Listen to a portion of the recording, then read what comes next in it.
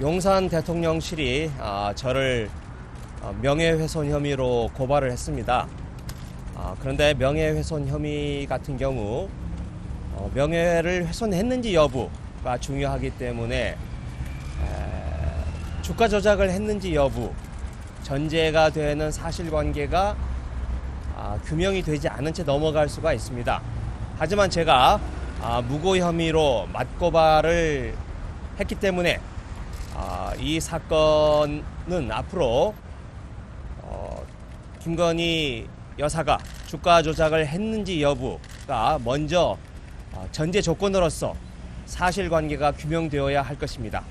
그래서 특검은 특검대로 추진하지만 민주당이 좀 시간이 걸릴 수도 있기 때문에 그 전에 경찰에서 사법기관에서 주가 조작에 대해서 먼저 실체가 규명되어야 할 것이고 그 중요한 계기가 될 것이라고 생각을 합니다.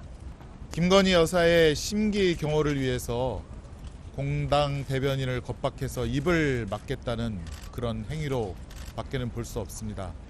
그런데 김건희 여사가 영부인 되기도 전에 개인적인 일을 가지고 대통령실이 나섰다는 것 자체가 말이 안 된다고 생각합니다. 개인적인 일에 왜 국민의 혈세를 받고 일하는 대통령실이 나섭니까? 이것 자체도 문제가 될 것입니다. 대통령실은 앞으로 이러한 점을 유념하고 공적인 일을 함에 있어서 신중하게 하기를 그런 바라는 마음에서 저희가 이번 무고죄 형사 고발도 하게 되었습니다. 이상입니다. 네, 저도 한 말씀만 좀 덧붙이겠습니다. 용산 대통령실이 고소고발을 남발하고 있습니다.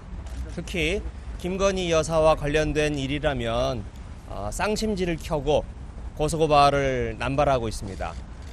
이건 진실을 덮어버리기 위한 야당 정치인들의 입에 재갈을 물리기 위한 도구와 수단으로 쓰고 있다고 생각합니다. 하지만 고소고발은 용산만이 쓸 수 있는 전매 특허가 아닙니다. 법은 만인 앞에 평등합니다. 저희도 무고 혐의로 맞고발을 함으로 해서 법이 만인 앞에 평등하다는 것을 반드시 입증해 보이겠습니다.